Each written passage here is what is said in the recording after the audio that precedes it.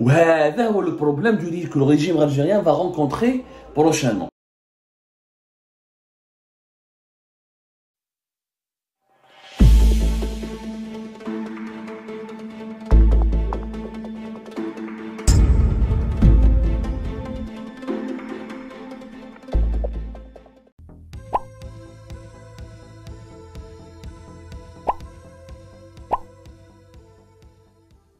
D'autres théories disent que mais non, Poutine est devenu puissant, il a bien géré cette crise, il en sortira encore plus grandi, plus fort, plus renforcé. C'est les adorateurs du système russe. De toute façon, les adorateurs des dictatures, ils n'ont pas de lucidité. Dans toutes les crises géopolitiques, les fans des dictatures, ils disent quoi qu'il arrive, même si les dictatures perdent, on me dit ah les dictateurs, non ils ont gagné, ils sont encore en force.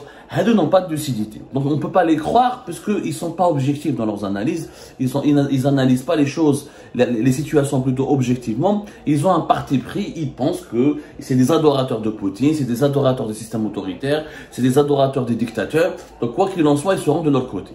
Mais dans la réalité, tout le monde a compris qu'il y avait un problème en Russie. Et ce problème s'est posé juste une semaine après l'arrivée de Tebboune. On va passer à côté des blagues qui prêtent à Tebboune une sinistrose et une malédiction. C'est une fameuse théorie qui circule, la fameuse blague qui circule. Tebboune il est maudit, là où il part, il sème les problèmes. Quand il part dans un pays, dès qu'il le quitte, il y a toujours des problèmes qui éclatent dans ce pays-là. Ça, c'est de la rigolade, c'est des blagues, c'est de l'humour. Ce n'est pas sérieux, c'est pas digne d'une analyse géopolitique. Mais il y a quand même, pour nous les Algériennes et les Algériens, une réflexion à faire. Cette réflexion, c'est quoi? C'est que Oushraf, la Russie, c'est le propre Yajma'a. C'est un syndrome qui va toucher tous les systèmes totalitaires où le pouvoir il est détenu par une seule personne, par un seul clan. Et que ce clan et cette personne, pour qu'elle puisse perdurer et durer le plus longtemps possible le pouvoir, elle doit d'abord créer un autoritarisme absolu, un système de terreur et de clientélisme et faire sans cesse des purges.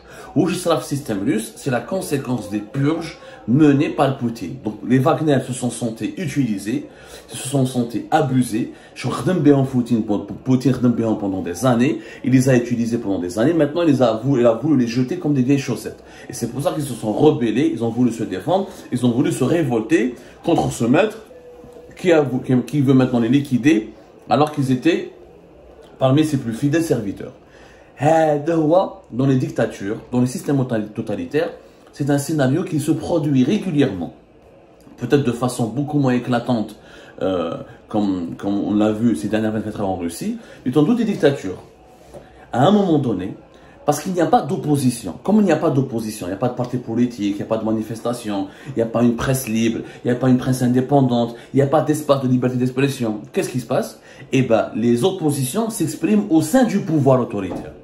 Et quand les oppositions s'expriment au sein du pouvoir autoritaire et pas à l'extérieur, eh ben, il y a des chocs, il y a des affrontements qui sont violents.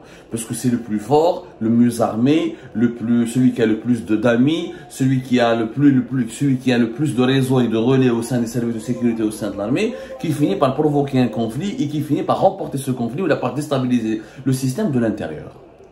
C'est le problème que le régime algérien va rencontrer prochainement. Parce que le régime algérien, il a voulu dupliquer l'expérience russe. Surtout depuis 2019, on vit que des purges. L'Algérie, le régime algérien, a géré les purges. Je vous le nombre des généraux qui sont en prison. On parle de plus de 150 généraux majors et colonels qui sont en prison. Des dizaines de colonels, de lieutenants-colonels, de petits commandants. Donc c'est des dizaines et des dizaines qui sont en prison depuis 2019. Gaï Salah, il a fait entrer des gens en prison. Medhoua, Jma'dou, Jassaïd Chengriha, il a emprisonné tous les partisans de Gaï Salah. Et les prisons sont bon, les prisons militaires, je parle des prisons militaires qui sont bondées par de très hauts gradés. Les purges, le milieu de l'administration de l'État, le milieu des affaires, le milieu des hommes d'affaires, le milieu des entreprises étatiques, le milieu des partis politiques. Nous avons eu des centaines et des centaines de peines de prison ferme et d'incarcération qui ont été décidées, opérées depuis 2019 en Algérie. C'est exactement ce qui s'est passé en Russie avant cette crise. La Russie de 2019, avant les événements, mais la Russie en 2019, elle a connu exactement ce que l'Algérie a connu entre 2019 et 2023.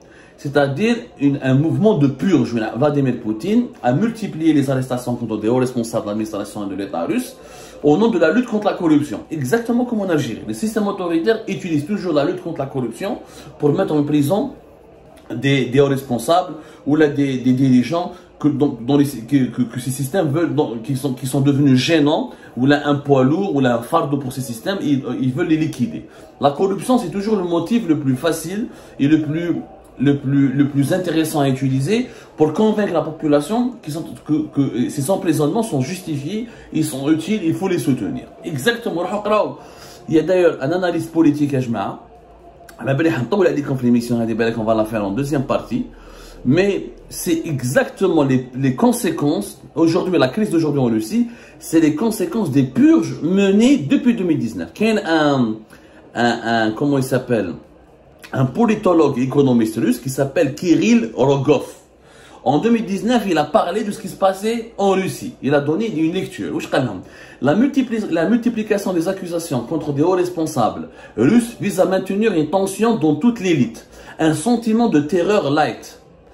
Le but est de garantir la loyauté de l'élite et la stabilité du système par la menace permanente. Auparavant, la promesse d'enrichissement suffisait à maintenir la cohésion. Il faut désormais ajouter la peur. Ça, c'est un politologue et un économiste russe, Kirill Rogov, qui a fait une étude sur le terrain, qui vit en Russie et qui a donné cette analyse en expliquant que la purge de 2019, elle vise juste à assurer le maintien et la force du système par la peur et la terreur. Les dictatures ont deux moyens d'assurer la fidélité de leurs serviteurs. Ou ils leur permettent de s'enrichir, ils deviennent riches, ils sont gagnants dans leur allégeance, on prête allégeance à une dictature parce qu'on est gagnant, on s'enrichit, on devient corrompu, on arrive à avoir des intérêts financiers privés importants, ou par la peur et la terreur. L'Algérie, avant, Bouteflika ne mettait pas les gens en prison. Bouteflika, il leur permettait de s'enrichir. Les généraux pouvaient s'enrichir, Jmaat Gaïsala faisait des affaires, Jmaat Toufer faisait des affaires, les oligarques devenaient des milliardaires, la police faisait des affaires. C'est grâce à l'enrichissement, grâce à l'argent, que Bouteflika maintenait des cercles qui lui étaient totalement fidèles. Et de temps en temps, il mettait quelqu'un en prison. De temps en temps, mais c'était très peu, très rare. Bouteflika privilégiait l'enrichissement, l'argument d'enrichissement. Le nouveau régime algérien, les Djamoul Bouteflika, c'est la peur, la terreur. Parce qu'il n'y a pas autant d'argent qu'à l'époque de Bouteflika, et c'est un système beaucoup plus brutal, donc il fait de la terreur. Tu n'es pas, tu es contre moi, je te mets dans une affaire, cabale judiciaire, tu es accusé de corruption, une affaire de corruption, quelques éléments sont vrais, beaucoup d'éléments sont inventés, et je te mets en prison. Et c'est comme ça que le système post-Bouteflika s'est installé en Algérie. Exactement où je dis la Poutine fait 2019. Kirill Rogov, par exemple, en 2008, en 2005, entre 2001 et 2005, sur 3 responsables du gouvernement russe ont été poursuivis. L'année 2008, 35 personnes ont été poursuivies, incarcérées. Chaque année, à partir de 2010 jusqu'à 2019, comment ça s'appelle, Poutine a accéléré les purges. Pourquoi? Parce qu'il a commencé à vieillir, il commençait à douter. Les dictateurs, c'est comme ça. Plus ils vieillissent, plus ils sont inquiets pour l'avenir de leur pouvoir, plus ils doutent de leurs proches. Donc, ils accélèrent la répression pour essayer de se protéger et protéger leurs arrières et éviter les trahisons, les rébellions. C'est exactement ce qui s'est passé aussi en Algérie avec le système algérien. Bon, la crise du Hirak, il s'est débarrassé de tous les éléments les plus gênants. Il y avait des suspicions généralisées, pas de confiance. Donc, les leaders du nouveau système ont écarté tout le monde pour imposer uniquement leur plan. Sauf que leur clan, plutôt, et leur plan. La conséquence, c'est quoi? C'est qu'en Algérie, il risque de se passer exactement ce qui s'est passé en Russie. Les généraux qui sont en prison, les officiers qui sont en prison, les dirigeants qui ont été incarcérés, persécutés, à un moment donné, ils ont des partisans, ils ont ils ont des fans, ils ont des alliés, des amis qui risquent de se rebeller. Et plus le système algérien n'abandonne pas la répression, il continue de réprimer. En 2024, il y a une élection présidentielle. Et qui dit élection présidentielle, il y a une crise de succession. il y a les partisans de Tebboune veulent imposer la terreur pour diriger le plus longtemps au pouvoir. Leurs adversaires ou leurs victimes risquent de se fédérer, de s'unir pour se rebeller, pour dire non, on est contre votre règne absolu et on veut aussi avoir notre part du pouvoir, on n'est pas d'accord avec votre maintien au pouvoir, on se rebelle. Ça peut créer une crise politique. D'ailleurs en 2024, vous allez voir qu'en 2024, dans les élections présidentielles, il va y avoir une crise politique. Tu vois, ou les propagandes ou les fake news, il va y avoir une bataille. Mais il n'y aura peut-être pas de bain de sang, parce qu'en Algérie, voilà, les bains de sang ne vont pas avoir lieu. Comment en Russie, il n'y a pas eu de bain de sang, c'est prévisible qu'il n'y avait pas de bain de sang, parce que les soldats russes n'allaient pas tirer sur les Wagner, et les Wagner sont russes, n'avaient pas envie de tirer sur les soldats russes. C'est une guerre qui oppose les chefs. Mais la population ne va pas se mobiliser, parce que la population sait très bien qu'elle est que des pions, elle ne sert qu'un pion, elle joue le rôle de pion. À un moment donné, les pions vont refuser de s'entretuer entre eux pour satisfaire le roi et la reine. En Algérie, au cœur du système, pas de démocratie, pas d'opposition, pas de presse libre, beaucoup de purges, un système basé sur le clanisme. À un moment donné, les clans vont se recomposer. Il va se retrouver dans le collimateur de celles et ceux qui les a emprisonnés, incarcérés, et ils vont se retourner contre eux. C'est un risque. Quand on règne qu'avec la terreur et la purge, et ben on finit toujours par récolter ce qu'on a semé. C'est exactement ce qui risque de se passer en Algérie, c'est-à-dire qu'il va y avoir une France au sein de l'armée.